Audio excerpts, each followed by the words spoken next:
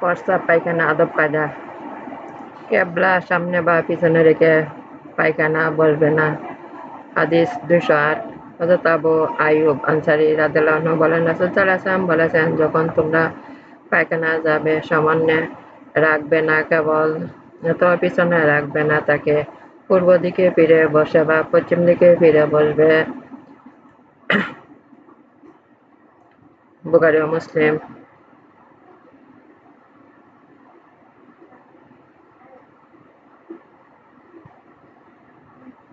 গাছের ছায়া পায়খানা করা নিষেধ। হাদিস 312 হযরত আবু হুরায়রা রাদিয়াল্লাহু আনহু বলেন, রাসূল সাল্লাল্লাহু আলাইহি ওয়াসাল্লাম বলেছেন, দুই সম্পদের কারণে বেঁচে থেকে থাকবে। সাহাবীগণ জিজ্ঞেস করেন, রাসূল সাল্লাল্লাহু আলাইহি ওয়াসাল্লাম, দুই সম্পদের কারণ কি জিনিস? উত্তর রাসূল সাল্লাল্লাহু আলাইহি ওয়াসাল্লাম বললেন, যে ব্যক্তি মানুষের চলা পথে বা ছায়াস্থলে পায়খানা করে। মুসলিম।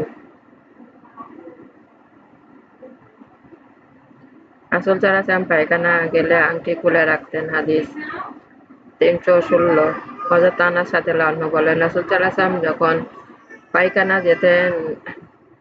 পায়খানা যেতেন করতেন তিনি আংটি খুলে রাখতেন। আবু দাউদ, নাসাই, তিরমিজি।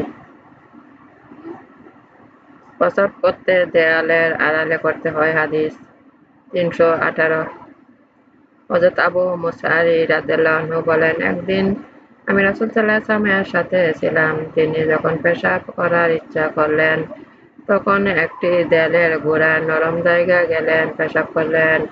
অতঃপর যখন তোমাদের কেউ পেশাব করতে ইচ্ছা করে তখন যেন এরূপ স্থান তালাশ করে যাতে শরীরে পেশাব ছিটা না পড়ে। আবু দাউদ।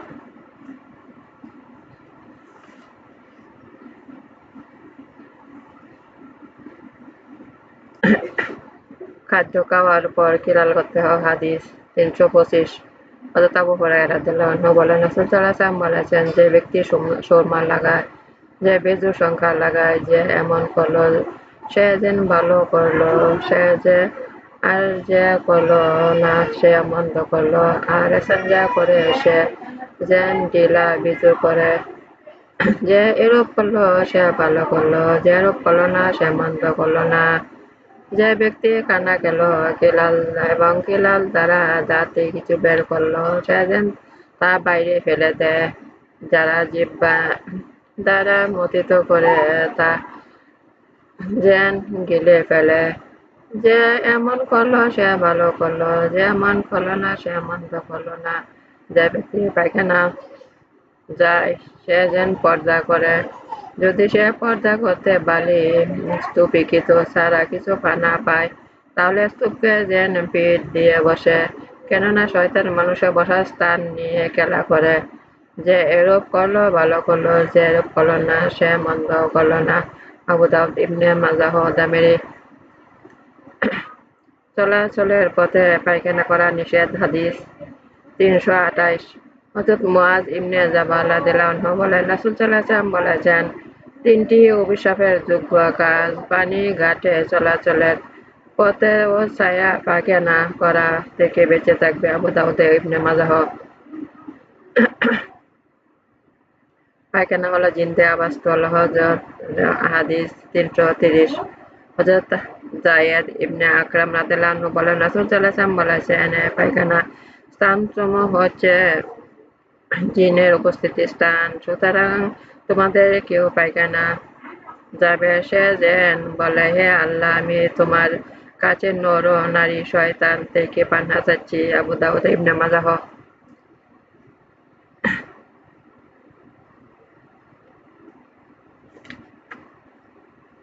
রাসূল সাল্লাল্লাহু আলাইহি ওয়াসাল্লাম পায়খানা শেষে ওযু করতেন। হাদিস 333 হযরত আবু হুরায়রা রাদিয়াল্লাহু আনহু বলেন, রাসূল সাল্লাল্লাহু আলাইহি ওয়াসাল্লাম যখন পায়খানা যেতেন আমি তার জন্য কখন তাওরে করে অথবা রাখ ওয়া ভরে পানি নিয়ে যেতাম। তিনি ইস্তেঞ্জা করতেন অতঃপর মাটিতে আপন হাত মুছতেন, অতঃপর আমি আরেক ভাণ্ড পানি আনতাম, তিনি তা দিয়ে ওযু করতেন। আবু দাউদ, দামেরি ও নাসাই সম অর্থে হাদিস বর্ণনা করেছেন।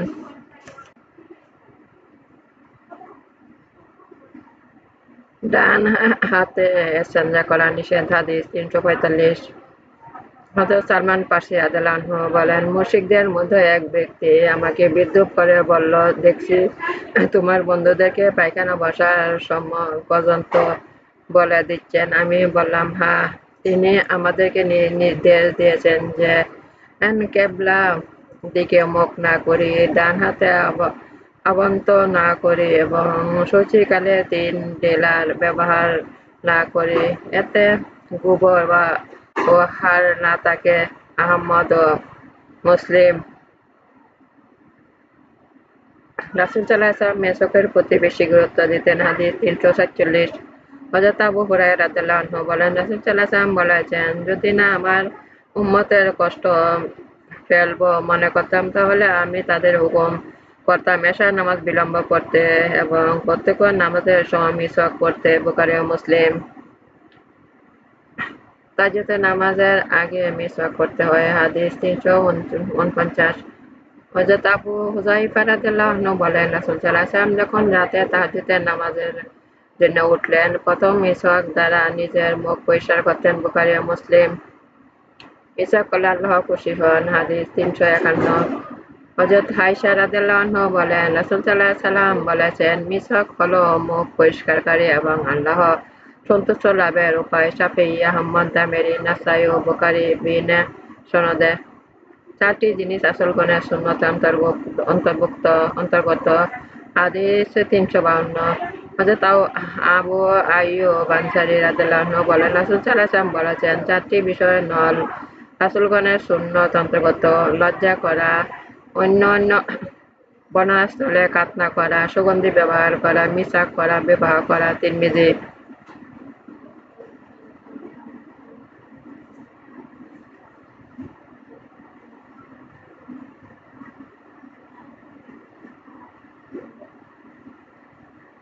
মিসওয়াক করে নামাজ পড়লে তার বেশি সওয়াব। হাদিস ৩৬০। হযরত আয়েশা রাদিয়াল্লাহু আনহা বলেছেন, যে নামাজের জন্য মিসওয়াক করা হয় তার ফজিলত ওই নামাজের তুলনায় ৭০ গুণ বেশি যার জন্য মিসওয়াক করতে হয়। বাইহাকী সওয়াবুল ঈমানে। ঘুম থেকে উঠে হাত না ধুয়ে পানি পাত্রে রাখবে না। হাদিস ৩৬১। হযরত আবু হুরায়রা রাদিয়াল্লাহু আনহু বলেন, রাসূল সাল্লাল্লাহু আলাইহি ওয়াসাল্লাম বলেছেন, যখন তোমাদের কেউ ঘুম থেকে জেগে ওঠে তখন সে যেন আপন হাত পানি পাত্রে ডুবায় না যাওয়া পর্যন্ত না ৩ বার ধুয়ে নেয়, কেননা সে জানে না যে তার হাত রাতে কোথায় ছিল। বুখারী ও মুসলিম।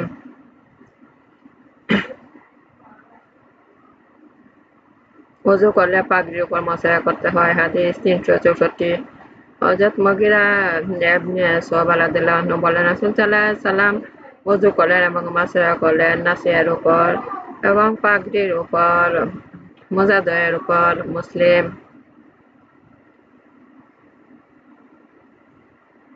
ওযু শুরুতে বিসমিল্লাহ পড়তে হয়। হাদিস ৩৭০। হযরত সাঈদ ইবনে যায়েদ রাদিয়াল্লাহু আনহু বলেন, রাসূল সাল্লাল্লাহু আলাইহি ওয়াসাল্লাম বলেছেন, ওযু শুরুতে যে বিসমিল্লাহ পড়েনি তা ওযু হয়নি। তিরমিজি, ইবনে মাজাহ।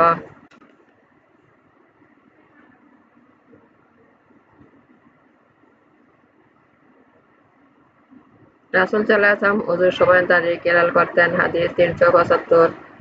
হযরত উসমান রাদিয়াল্লাহু আনহু বর্ণনা করেন, রাসূল সাল্লাল্লাহু আলাইহি ওয়াসাল্লাম ওযুর সময় নিজের দাড়ি খেলাল করতেন। তিরমিজি ও দামেরী। সাহাবাগণ রাসূল সাল্লাল্লাহু আলাইহি ওয়াসাল্লামের মতো ওযু করতেন। হাদিস ৩৭৭। তবে হযরত আবদে কায়েস রাদিয়াল্লাহু আনহু বলেন, আমরা বসে হযরত আলীর দিকে তাকিয়েছিলাম যখন তিনি ওযু করছিলেন। তিনি ডান হাত পানির মধ্যে প্রবেশ করলেন এবং পানি দিয়ে মুখ ভরে কুলি করলেন এবং নাকে পানি দিলেন, অতঃপর বাম হাত দিয়ে তা ঝাড়লেন, এরপর ৩ বার। অতঃপর কেউ যদি রাসূল সাল্লাল্লাহু আলাইহি ওয়াসাল্লাম এর ওযু দেখতে আনন্দ লাভ করতে চায় তবে দেখুক, এটাই ছিল তার ওযু। দামেরী। ওযুর সময় ৩ বার কুলি করতে হয়। হাদিস ৩৭৮। হযরত আব্দুল্লাহ ইবনে আব্বাস রাদিয়াল্লাহু আনহু বলেন, আমি রাসূল সাল্লাল্লাহু আলাইহি ওয়াসাল্লামকে দেখেছি, তিনি কুলি করেছেন, নাকে পানি দিয়েছেন, এই কুল দিয়ে তিনি এমন ৩ বার করেছেন। আবু দাউদ, তিরমিজি। রাসূল সাল্লাল্লাহু আলাইহি ওয়াসাল্লাম ওযুর সময় ২ আঙ্গুল কানে ঢোকাতেন। হাদিস 380। হযরত উবাইয়া ইবনে বিনতে মুআব্বিদ রাদিয়াল্লাহু আনহু থেকে বর্ণিত, তিনি রাসূল সাল্লাল্লাহু আলাইহি ওয়াসাল্লামকে ওযু করতে দেখেছেন। তিনি বলতেন, মাথা মসহ করলে তার সমান দিক, পেছনের দিক, 2 কান পট্টি, 2 কান একবার করে। অপর এক বর্ণনা রাসূল সাল্লাল্লাহু আলাইহি ওয়াসাল্লাম 2 আঙ্গুল কানের ছিদ্রে ঢোকাতেন। আবু দাউদ ও তিরমিজি প্রথম অংশ এবং আহমদ ইবনে মাজাহ দ্বিতীয় অংশ বর্ণনা করেছেন।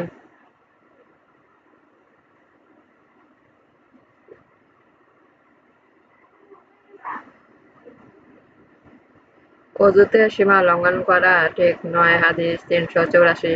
হযরত আব্দুল্লাহ ইবনে মুগাফফাল রাদিয়াল্লাহু আনহু থেকে বর্ণিত, তিনি তার পুত্রকে এরূপ বলতে শুনলেন, হে আল্লাহ, আমি তোমার কাছে বেহেশতের ডান দিকে সাদা বালা খানাটি চাই। একথা শুনে তিনি বললেন, বাবা, আল্লাহর কাছে শুধু বেহেশত ভিক্ষা করো এবং দোজখ হতে পানাহ চাও। আমি রাসূল সাল্লাল্লাহু আলাইহি ওয়াসাল্লামকে বলতে শুনেছি, সাইয়া উম্মতের মধ্যে এমন সব লোক আসবে যারা ওযু এবং দোয়াতে সীমা লঙ্ঘন করবে। আহমদ, আবু দাউদ, ইবনে মাজাহ। শয়তান ওযুতে ওয়াসওয়াসা দেয়। হাদিস 385। হযরত উবাই ইবনে কাব রাদিয়াল্লাহু আনহু রাসূল সাল্লাল্লাহু আলাইহি ওয়াসাল্লাম থেকে বর্ণনা করেন, তিনি বলেছেন, ওযুর মধ্যে ওয়াসওয়াসা দেওয়ার জন্য একটি শয়তান রয়েছে, যাকে বলা হয় ওয়ালাহান। সুতরাং পানি ওয়াসওয়াসা থেকে সতর্ক থাকবে। তিরমিজি, ইবনে মাজাহ।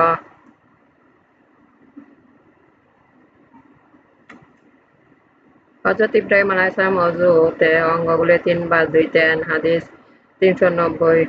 হযরত উসমান রাদিয়াল্লাহু আনহু বলেন, রাসূল সাল্লাল্লাহু আলাইহি ওয়াসাল্লাম একদিন ওযু করলেন 3 বার করে। বললেন, এটা আমার ওযু, আমার পূর্বকার নবীগণের ওযু, বিশেষ করে হযরত ইব্রাহিম আলাইহিস সালামের ওযু। রাজিন হাদিস 2টি বর্ণনা করেছেন। নবী সরহে মুসলিমের দ্বিতীয়টি জয়ীফ বলেছেন।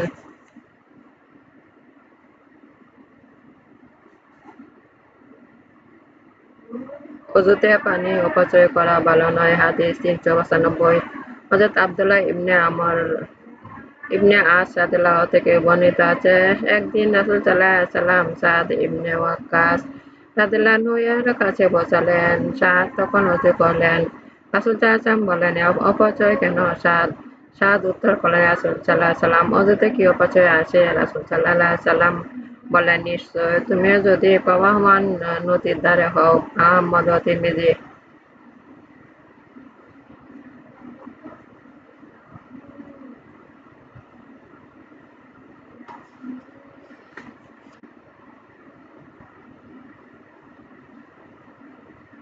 সহবাস করলে গোসল ফরজ হয়। হাদিস 412। হযরত উবাই ইবনে কাব রাদিয়াল্লাহু আনহু বলেন, রাসূল সাল্লাল্লাহু আলাইহি ওয়াসাল্লাম বলেছেন, গোসল ফরজ হয় শুক্রবারের ধারণে। এ অনুমতি ইসলামের প্রথম দিকে ছিল, অতঃপর এটা তা নিষেধ করা হয়েছে। তিরমিজি, আবু দাউদ, তারমিজি।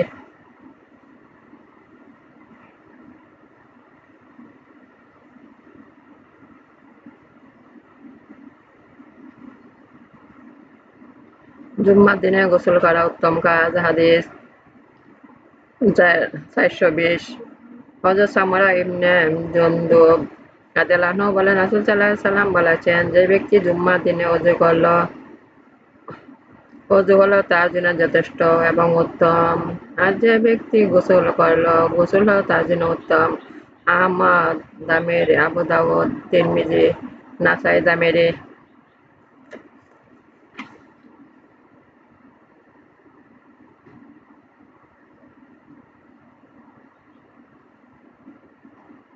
নাফাকি অবস্থা ওযু করে ঘুমাতে হয়। হাদিস 427। হযরত ইবনে ওমর রাদিয়াল্লাহু আনহু বলেন, হযরত ওমর ইবনে খাত্তাব একবার রাসূল সাল্লাল্লাহু আলাইহি ওয়াসাল্লামের কাছে আরজ করলেন, তাতে তিনি জানাবাতে পতিত হন। রাসূল সাল্লাল্লাহু আলাইহি ওয়াসাল্লাম তাকে বললেন, তুমি ওযু করবে, তোমার সবকিছু ধুইবে, অতঃপর ঘুমাবে। বুখারী ও মুসলিম।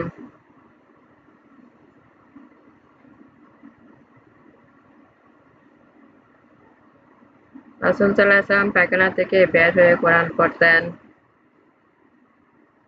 আসল চাল হযরত আলী রাদিয়াল্লাহু আনহু বলেন, হযরত সাল্লাল্লাহু পায়খানা থেকে বের হয়ে আমাদের কোরআন পড়াতেন এবং আমাদের সাথে গোশত খেতেন। তাকে কোরআন থেকে বাধা দিতে পারত না জানাবাত ছাড়া কিছুই। আবু দাউদ ও নাসাই। নাপাক অবস্থায় মসজিদে প্রবেশ নিষেধ। হাদিস ৪৩৩। হযরত আয়েশা রাদিয়াল্লাহু আনহা বলেন, একবার রাসূল সাল্লাল্লাহু আলাইহি ওয়াসাল্লাম বলেছেন, এ সকল ঘরের দরজা মসজিদ দিক থেকে ফিরিয়ে দাও, কেননা আমি মসজিদে ঋতুবতী স্ত্রীলোক ও নাপাক ব্যক্তির জন্য জায়েজ মনে করি না। আবু দাউদ। কোরআন পবিত্র হয়ে স্পর্শ করতে হয়। হাদিস ৪৩৬। হযরত আব্দুল্লাহ ইবনে আবু বকর ইবনে মুহাম্মদ ইবনে আমর ইবনে হাজম থেকে বর্ণিত, রাসূল সাল্লাল্লাহু আলাইহি ওয়াসাল্লাম আমর ইবনে হাজমের কাছ থেকে যে পত্র লিখেছেন তাতে একথাও ছিল, পাক ব্যক্তি ছাড়া যেন কোরআন স্পর্শ না করে।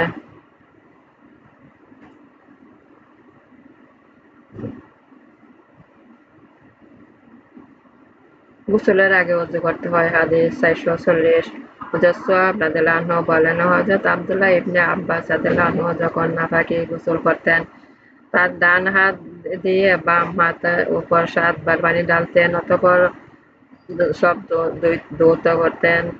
একবার তিনি বলে গেলেন, পানি কতবার ঢেলেছেন? আমি জিজ্ঞাসা করলাম, আমি বললাম, আমি বলতে পারি না। তিনি বললেন, তুমি মাতৃহীন হও, কিসে তোমার এ জানতে বাধা দিল? তিনি তার নামাজে ওযু করলেন, অতঃপর বললেন, এমনি ভাবে রাসূল সাল্লাল্লাহু আলাইহি ওয়াসাল্লাম পবিত্রতা লাভ করতেন।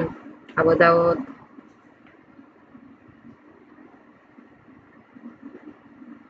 বদ্ধ পানিতে প্রস্রাব করা নিষেধ। হাদিস ৪৪৫। হযরত আবু হুরায়রা রাদিয়াল্লাহু আনহু বলেন, রাসূল সাল্লাল্লাহু আলাইহি ওয়াসাল্লাম বলেছেন, তোমাদের কেউ যেন বন্ধ পানিতে যা প্রবাহ নেই এমন পানিতে প্রস্রাব না করে সে তাতে গোসল করে। বুখারী ও মুসলিম।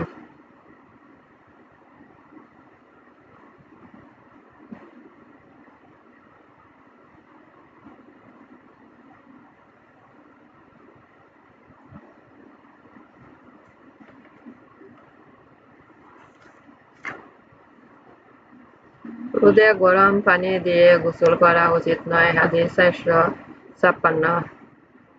হযরত ওমর ইবনে খাত্তাব রাদিয়াল্লাহু আনহু থেকে বর্ণিত আছে যে তিনি বলেছেন, রোদে গরম করা পানি দিয়ে গোসল করো না, কেননা এটা শ্বেত কুষ্ঠ সৃষ্টি করে।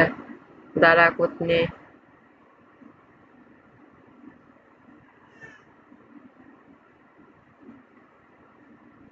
পুকুরে কোনো পাত্র মুখ দিলে তা ৭ বার ধৌত করবে। হাদিস ৪৬০।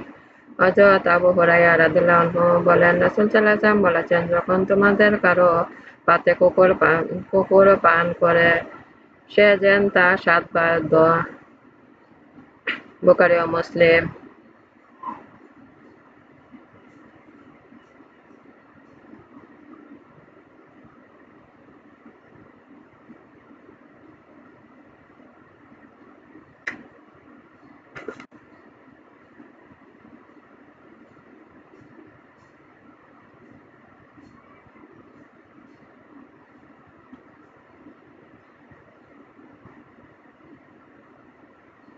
আমার নামাজ আমার উপাসনা, আমার জীবন, আমার মন সব আল্লাহর। আমি আল্লাহর কাছে আত্মসমর্পণ করেছি। হে আমার রব, আমাকে আল্লাহর আনুগত্য বানানো ছিল, আনুগত্য বানানো। আল্লাহ উপদেশ পালন করতে শক্তি দান করুন, দুনিয়াতে আখিরাতে কল্যাণ দান করুন, দুর্যোগ আমাদের রক্ষা করুন। আমার প্রিয় নবী হযরত মুহাম্মদ সাল্লাল্লাহু আলাইহি ওয়াসাল্লামের জীবনের গুনাহ ক্ষমা করুন। আমার ভিডিওগুলো আপনি বেশি করে শেয়ার করুন, বেশি করে সাবস্ক্রাইব করুন।